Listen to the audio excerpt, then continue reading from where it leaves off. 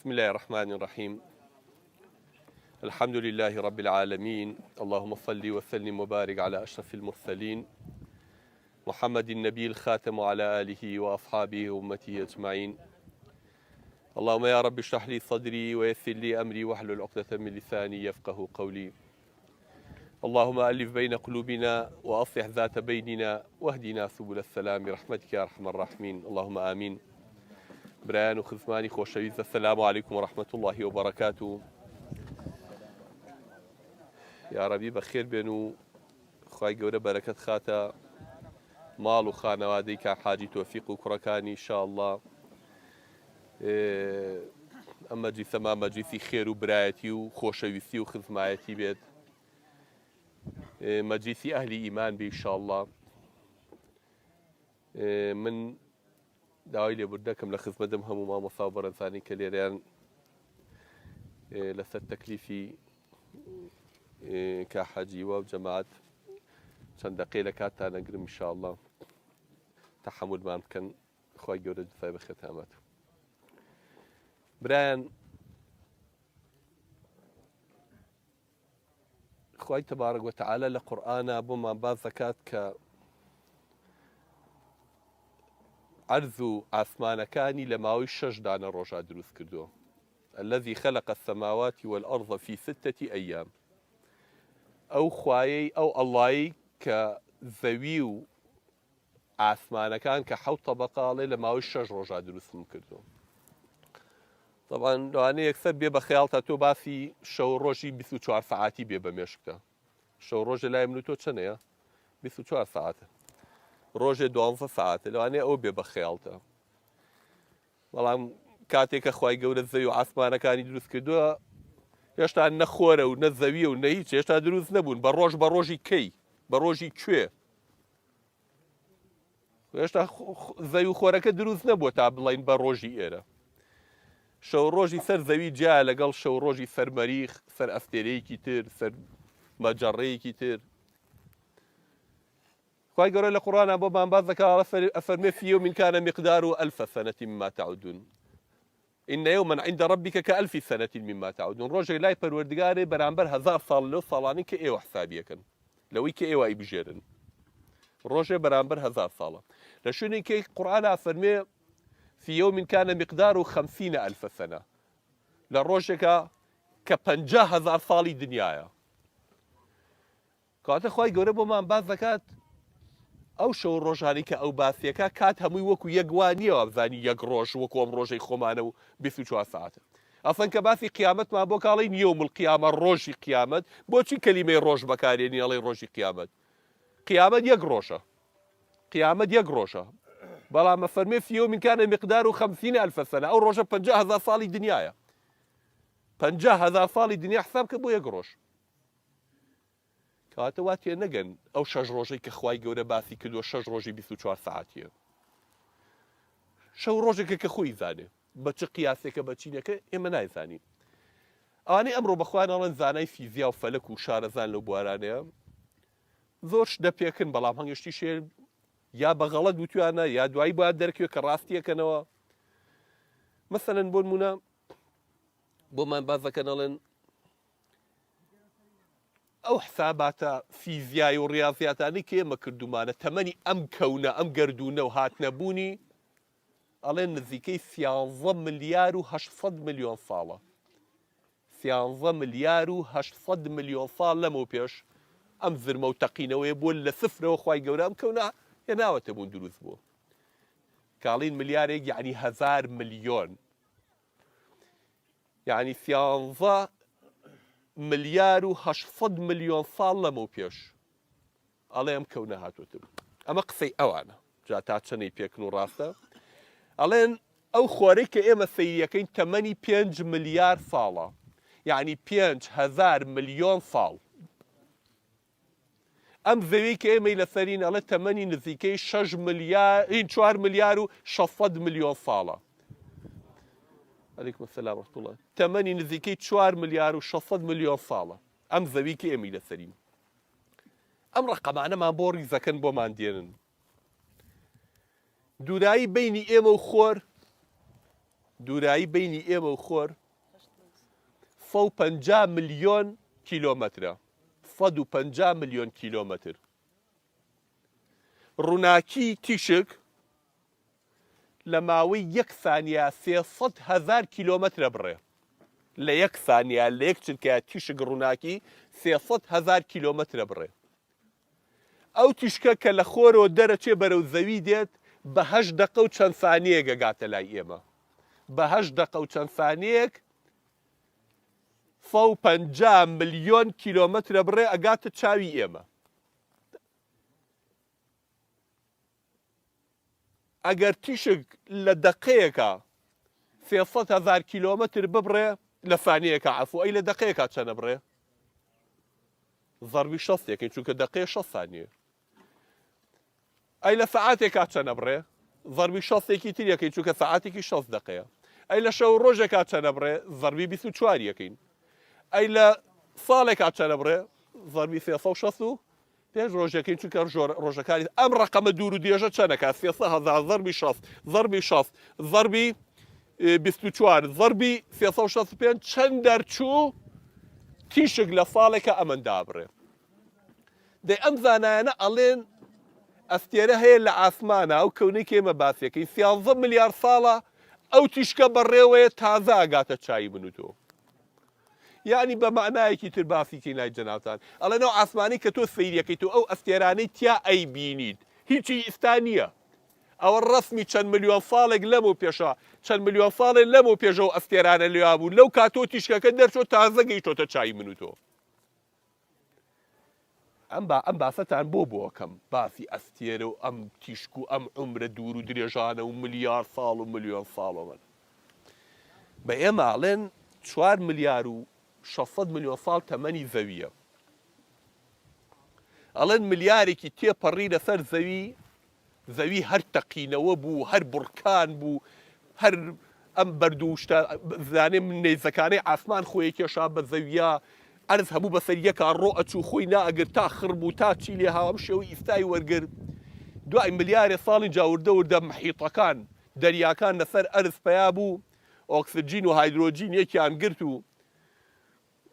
ئاو دروست بوو ئاوەکە لەبەر گەرمی زەوی خێرا بوو بە هەڵم و ئەچوو بە ئاسمانە و دەوری زەوی هەموو بوو بە پەڵە هەور و دوایی سەرما و گەرما لێکی داو ئەبوو بە بارانە باریە و پێشەوەی بکوێتە سەر زەویەوە بە هەڵم جارێکە ئەچوو ئاسمان و تا لە عەرز نیشتەوە و دوایی بەحرەکان دروست بوو دەریاکان دروست بوو ڕووبارەکان دروست بوو دوای ئەمە کە ملیارێ ساڵ دەریاکانیش دروست بوو ئەڵێن یەکەم شتی زیندوو لەم سەرزەویە کە دروست بووە یەکەم شت لەم سەرزەویە یەکەم شت کە دروست بووە لە جنسی نەبات بووە ڕووەک لە ناو ڕووەکەکانیشە یەکەم شت کە دروست بووە قەوزە بووە قەوزە ئەوەی کە ئەمڕۆ پێڵەن قەوزە ئەڵێن 1 ملیار ساڵ سەر زەوی بەس تەنها قەوزەی تیا بووە ئەم قەوزەیەش کردداری ڕۆشنە پێکهاتنی کردووە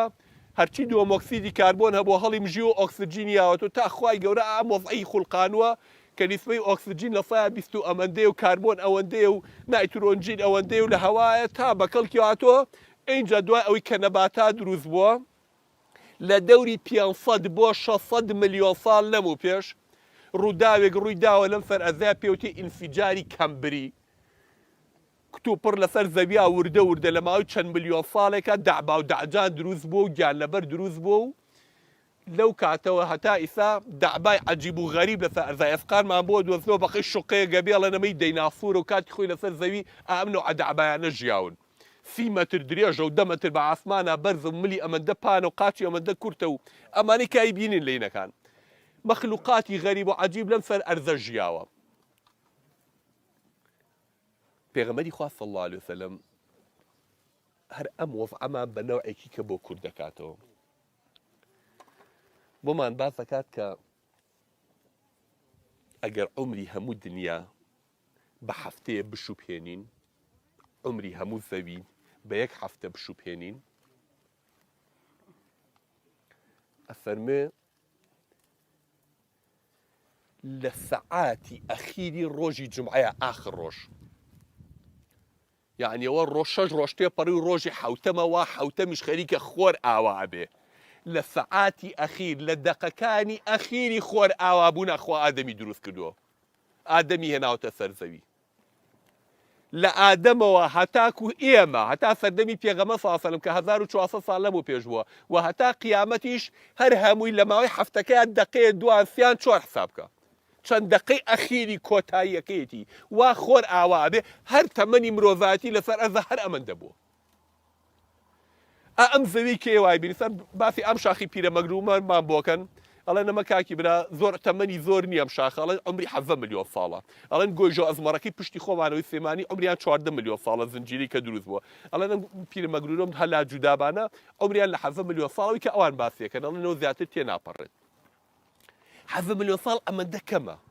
ئێمە لەم ئەخیرانەیە لەم ئەخیریتینە مرۆڤ پیا بووە لەسەر ئەرزا دوای ئەوەی ئەم کەونە چەند ملیار ساڵە هەیە و خۆر هەیە و زەوی چەند ملیار ساڵە هەیە و لەم ئەخیرانەیە ئەم چەند هەزار ساڵی ئەخیر کە وەکو چەند ثانی ئەخیرێک وایە لە چاو هەفتەیەکە ئادەم دروست بوو عەلەیهی سەلام و دوای ئادەمەوە ئەم هەموو پێغەمبەرانە عەلەیهیم السەلات وەسەلام ئەم هەموو میلەتە ئەم هەموو قەومەی کە هاتوون چەند ثانی ئەخیری تەمەنی کەمی عمری ئەم زەوی و گەردونەیە ڕۆژێکیان پێغەمبەر ساسەم ئەم دوو پەنجەی ئاوا پیشانی سەحابەکان نافەرمووی بوعیثت ئەنا وەساعەتی کە هاتین فەرمی من و قیامەت ئاوا هاتوین کاممان پێشکامان کەوتووە من پێشکەوتوم و زایش بە دوابە ئەمەندە من و قیامەت ئاوا هاتوین قیامەت ئەمەندە لێمان نزیکە لە دوای ئەم قسەی پێغەمبەر ساسەم 1400 ساڵیش تێپەڕیوە ئەمەی کە ئێمە دانیشتوین لە مەجلیسەیە جەماعە ئەمە بۆیە ڕاو ڕێوی و شێر و پڵنگەی کەون و کائیناتم بۆێنانەوە بۆی بزانن ئێمە لە چ جوغزێکی بچووکی ئەم کەون و دنیایایی لەکوێین لە چ ساتە وەختێکا تەمەنەکانمان 50 60 70 کە لێرە ئەژی ئەو تەمەنەی 15 دانە ساڵی 14 دانە ساڵی هەر باڵغ نەبووە ئاگای لە دنیا نییە لە عومرەکەشمان هەر هەمووی ئەگەر 60 دانە ساڵی 20 دانە ساڵی بەس خەوتویت چونکە لە 24 ساعتە 8 ساعتە رەخەوی 7 ساعتێ خەوی ئەگەر 60 دانە ساڵی 20 ساڵی هەر خەوتن بوو 13 14 ساڵی تا باڵغەبی هەر هیچ حاڵی نەبووی هەر نەزانی چیت و کەیت و بۆچی هاتووی لەنا ئەم کەونەیە چەند اینجا ئەوەی تر کامێنێتەوە چەنی بە ئیشەوە خەریکی بە کاسپیەوە بە خەفەتەوە بە هێرانەوە بە بردنەوە ڕاکە بخوێنە سەئیکە ئیشکە چیەکەی دوکاناریەکەی بازار چەنێ بۆ مێنێت و تۆ دانیشی بیرکەیتەوە عیبادەتی بکەیت و خوا بناسی لەم جوغزەکەمەیە من و تۆ دانیشتوین 52 ڕۆژی عومرمان هەیە و 52 ڕۆژی عومرمان ماوە نازانین بەیانی ئەمرین دوو بەیانی ئەمرین سەیرەکەی ئەم بەشەرە قوربان هەر لە خۆی لێ بغڕابێ لوتێکێ بە ئاسمانە خۆی لێبێ بەخوا و وازانێ خوا ئەم مەخلوقەی دروست کردو بۆ ئەو بکوژ و بەبڕی خەڵک بێ و پارەی خەڵک بخوا و تەماع لە ماڵی ئەو بکە و تەماع لە شەرەف و ناموسی ئەو کا و دەستدرێژی بکاتە سەر ئەموو بهێنێ و ببا و ئەوەی کە حسابی بۆ ناکات لەم کەونەیە خوایە ساحبی ئەم کەونەیە ئەم دەعبا بچکۆلە لەم عومرەکەمەیە لەم جوغزە بچووکەی ئەم کەون و کائیناتە کە نە ئەوەڵی دیارە و نە ئەخیری دیارە بەشەر تۆ چیت خۆتی وا لێ گۆڕاوە بەشەر تۆ چیت وا خۆتی لێ بوغڕا بۆ خۆتی لێ بۆ بەخوا کامەمان کە لوتی بەرزە کامەمان کە خۆی لێ بۆ بە پاشا و بە گەورەی هەموو دنیا حاشاکی مەجلیسەکە ناشیری نیشا قسەیە بەڵام ناسکی تەنەکەی پیسایی تایە کە مرد بخێرانەی خەنە ناوچاڵەوە بۆ گەنەکەی عالەم هەراسانەکە تۆ بەچی بوغڕابوویت تۆ دروستکراوێکی بچووکی ئەم خوایەی لەگەڵ قالونچەیەک زەردەواڵەیەک دەعبایەکی بچووکی ئەو عەرزە هیچ فەرقێکت نییە کاکە خوا ڕێزی لە من و تۆ ناوە بۆ عەقڵا ئێمەی جیا کردوێتەوە عەقڵی یاوینەتێ هۆش یاوینەتێ ئیرادەی یاوینەتێ حوڕیەتی یاوینەتێ ئازادی یاوینەتێ پێ دەڵێ عەبدەکەم هەموو پێغەمبەرم بۆ تۆ ناردووە عەبدەکەم کتابی ئاسمانیم بۆ تۆ ناردووە من خوای تۆم بۆ ئەمە دروست کردووە ئەم ئیمتیحانە بچووکەیە 52 ڕۆژەکەی تۆ لای من ئەم دنیایە بایی ئەوەندە نییە تۆ قیامەتێکی هەتاتایی بۆ بفرۆشی بەهەشتێکی هەتاتایی قیامەتێکی هەتاتایی مەیکە بە قوربانی 52 ڕۆژی ئەم دنیایە ئەبێت تێبگەین لەم ژیانێمە بۆچی هاتوینەتە ئێرە هەدەفمان چیە لە مۆفعا بۆچی هاتوینەتە ئێرە تاکەی لێرە ئەبین دوای ئەمە چیمان بەسەریە بۆ ئەڕۆین ئەگەر بەشەر لەمانە تێ نەگات ئەگەر بەشەر لە مۆفعە تێ نەگات دوای ئۆباڵی خۆی بە ئەستۆی خۆی ئەم دنیایە چەنی ئەمڕۆ لەسەر ئەم زەویە هەزاران ئەوەندەوتان لە ناو ورگی زەویە کە ئەمانە هەتا دوێنێ و پێرێ ئەمانە لە من و تۆ جوانتر لە من و تۆ بەهێزتر لە من و تۆ دەوڵەمەندتر هەمووی خۆی بە پاشای ئەم سەرزەویە زانی سار هەمووی کرم و مار خواردی لەبەرەوە بە قوربان پێنج و دوو ڕۆژێکە خوای گەورە نەیوت تۆ مەژی نەیوت تۆ مەخۆ نەیوت تۆ کاسبی مەکە بەڵام ڕێگە و شەرعێکی بۆ داناوی دەڵێ بە پێی ئەمە بجوڵێنەوە تۆ عەبدی منی و تۆم بۆمە بەفێ دروست کردو بۆێرە تاقیکردنەوەیکی پێنج و دوو ڕۆژێکە پێغەمبەری خوا صلی الله علیه وسلم و مالی وەلی دنیا من چی ماوە لە دنیا إنما مثلي كمثل راكب استظل بظل شجرة نمونەی من وەکو وایە پیاوێک هاتووە کاروانچیەکە ئەڕوا دارێکی دیوە لە ژێر سێبەری دارەکەی پاڵێکی داوەتەوە تۆزی ئیسراحەت دەکا سەعاتی ئیسراحەت دەکات لە سێبەرەکەی ئاڵێ ئەم سەعاتە لەم سێبەری دارەی سەعاتکە بۆ ئەگڕۆ بۆ بەڕێگەی خۆمەوە ئەم سەعاتە هەر ئەدنیا هەر ئەوەندەیە هاتووی تێرە سەعاتێک پاڵت داوەتەوە ئیمتیحانەکەی وا لێرە ئەم پێنج و دوو ڕۆژەی ئێرە لە سەعات کەمتریشە لە ڕۆژی قیامەتە خۆ بەمان باز دەکا یقسم المجرمون ويوم تقوم الساعة يقسم المجرمون ما لبثوا غير الساعة ڕۆژی قیامەت مجریمەکان سوێنگە خۆنەڵە وەڵڵا سەعاتی زیاترمان پێ نەچوە لە دنیاە هەموو ئاو عمرێک کە لە دنیاە ئەو هەموو زوڵمەی تیا کرد ئەو هەموو بێدینی و کفری تیا کرد سوێنگە خوا لە قیامەتە لە سەعاتێ بوو کاکە لەبەرەوە قیامەت مەکەن بە قوربانی سەعاتێکی دنیا ئێمە ئیسلام هەموو بەرنامەکانی جوانە فێری ژیانی کردوین چۆن بژین سەحابی پێغەمبەر صلی الله علیه و سلم وەڵڵاهی بازرگانی باش و گەورەی تیا بووە دەوڵەمەنی باشی تیا بوو وەکو عوسمانی کوڕی عەفان وەکو عەبدوڕەحمانی کوڕی عەوف وەکو کێکێ هەموویان ئەمانە بە حسابی ئەمڕۆ ملیۆنێر و ملیاردێر بوون نەیوت تۆ کاسبی مەکەن بڕۆ کاسبی خۆ بکە بژی بەڵام بە حەڵاڵی کاکە دنیا با لەسەر دەسێ بێ نەک لە ناو دڵتا بێ بەو شێوەی کە خوای گەورە پێوتووی لەو پارەی کە پەیایەکی لەم دنیاە خوای گەورە لە ڕۆژی قیامەتە بۆ کولی دینارێک پێغەمبەر صلی الله علیه و سلم فەرمێن نایەڵێ پێو بترازێ لە پردەکە هەتا پرسیاری دووشت لێکن لا تزول قدما عبد يوم القيامة نایەڵێ قاچی کەس بترازێ لە پردەکە و پەڕێتەوە بەرەو تا بۆ کولی دینارێک پێ دەڵێ چۆن پەیاو کرد و چۆن خەرج کرد ئەبێ جوابەکەی حازر کەیت دەزمەکە بە هەموو کورێکە بە بەرتیل و بە ڕەشوە و بە حرامی و بە سوێنی درۆ و بە سوخۆری و بە نازانم چی حرام مەخۆ حەرام مەکە بە قورگی ماڵم ناڵتە چونکە بێسبینێ باجەکەی بە ئاگر پێغەمبەر صلی الله علیه و سلم فەرمێ کوتە گۆشتێک لە لەش لە حرام دروست بوو بێ فەالنار ئەولا به ئاگر لە پێشترە بیسووتێنێ ئیسلام نەیوتووە ژن مەهێنا ئایلە دروست مەکە خوای گەورە وای ئەم بەشەرە دروست کردووە زوین للناس حب الشهوات من النساء شیرینی شەهوەتەم خستۆتە دڵی هەمووتانەوە بەڵام ئەڵێ بە حەڵاڵی چۆن پێ ناخۆشە خەڵک چاو ببڕێتە شەرەف و ناموسی دەست بۆ شەرەف و ناموسی تۆ بەرێت تۆش دەست بۆ شەرەف و ناموسی خەڵک مەبە چاو مەبڕێنە شەرەف و ناموسی خەڵک بە حەڵاڵی ژنی خۆت بێنە و خێزانی خۆت و ماڵ و حاڵی خۆت دروستکە چۆن پێ ناخۆشە خەڵک بێتە سەر ماڵەکە و مەچۆرە سەر ماڵی خەڵک ماڵی خەڵک بە حەڵاڵی خۆت مەزانە آخر وەسیەتی پێغەمبەر صلی الله علیه و سلم لە حەجەت الوداع فەرمووی چی فەرمووی چۆن ئەمە شەهر الحەرامە ئەم بەیتە بەیت الحەرامە ئێوەش بە هەمان شێوە هەتا ڕۆژی قیامەت خوێنتان لەسەر یەک حرامە هەی موسڵمانینە ماڵتان لە یەکتر حرامە هەی موسڵمانینە شەرەف و ناموسان لە یەک حرامە هەی موسڵمانینە بە حەڵاڵی مەزانە بۆ خۆت شەرەف و ناموسی خۆتێ خەڵک بە حەڵاڵ مەزانە کاکە حرامە لێی خەڵک خوێنی خەڵک حرامە چۆن پێ ناخۆشە خوێنی خۆت و کەس و کارێ بڕێژێ بە ناحەق خوێنی خەڵک مەڕێژە بە ناحەق ئەم پێنج و دوو ڕۆژەی ئەم ژیانەیە تعدا لە خەڵک مەبە بە سەرەتان و بەربیتە گیانی خەڵک عەبدی خوا بە مەبە بە پیاوی خەڵک پیاوی ئەڵڵا بە سوجدە بۆ ئەڵڵا بەرە خۆ مەفرۆشە دینە مەفرۆشە شوێنکەوتەی پێغەمبەر بە صلی الله علیه وسلم شوێن ئەم دەعبا و داجار و جانەوەرانە مەکە یەکێ لە خۆر هەڵات و یەکێ لە خۆر ئاواوە هەمووی سەرخۆش و بێهۆش هەرێکی بەرنامەی کێناوە بۆ من و تۆ دینەکەی خۆ مەفرۆشە وەرە شوێن ڕێبازی پێغەمبەرەکە کە خوا نردووی صلی الله علیه وسلم وەرە ئەو قورئانی لەسەر و حەو عەسمانەوە بۆ نردووی دەورە بیخوێنەرەوە زانە ئەڵڵا چی پێوتوین شوێنی بکەوە خۆ نەیوتۆ بڕۆ کێی قوڵی قافم بگرە کەس مەپەرستە ئەڵڵا نەبێ شوێن کەس مەکەوە محەممەد صلی الله علیه وسلم نەبێ بەرنامەی کەسی زۆر بەگرە قورئانەکەی خوا نەبێ ئەم سێ پرسیارەیە لە قەبرا لێ دەکرێت ئەگەر زانی و جواب بیتەوە بەڕاستی نەودۆڕان بوو ئەوە ئەم عومرەکەمەی دنیا بە سەربەرزی یعنی تەواو کردووە اینجا قیامەتە هەتایەتایەکە بە خۆشیە بێ بەنسیبێ ئەگەر خوا پەناما بە بۆ ئەم پێنج و دوو ڕۆژەش ئەمە دۆڕان بەخوا بۆ هەتاتایی ئەو لاشە دۆڕێنی خی گەورە بە چاوڕۆشنمانکە ئینشاءالله خی گەورە ئیمانمان زیاتر کە ئەم خزمایەتی و مەحەبەت و کۆبوونەوەمان زیاتر بکە ئینشاءالله مانکە بە برای یەکتر ئەم برایەتی و مەحەبەتە کە پێغەمبەر صلی الله علیه و سلم فەرمێ لەن تدخلوا الجنة حتى تؤمنوا ولن تؤمنوا حتى تحابوا ئەفەرمێ بەخوا ناچنە باشتەوە تا ئیمان نێنن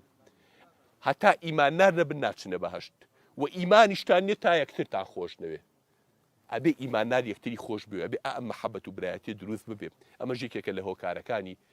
محەبەت و خۆشەویستی کە ئاوە پێکەوە کۆبنەوە لەسەر سفرەی برایەکتان و هەر جاری لە ماڵی یەکێک و هاتوچۆی یەکترەکەن و ئەحواڵی یەکترە پرسن لە خۆشی و لە ناخۆشی و لە تەعزیە و لە شاییە بەدەم یەکترەوە ئەبن ئەمە مای خۆشەویستی ئەمە ئیسلام ئەمی فێرکردوین لە مەجلیسی ئەو کفر و بێدینانەیە ئەمانە قەت نابینیت ئەمە بەرهەمی ئیسلام و ڕەحمەتی ئیسلام و فەزلی ئیسلامە بەسەرمانەوە خی گەورە ئەو چەترەمان هەتا سەر بەسەرەوە بێڵێم وەشنکەوتەی ئیسلامام کە أقول قولي هذا واستغفر الله لي ولكم وصلى الله وبارك على النبي الأمي محمد وعلى آله وصحبه أجمعين والسلام عليكم ورحمة الله وبركاته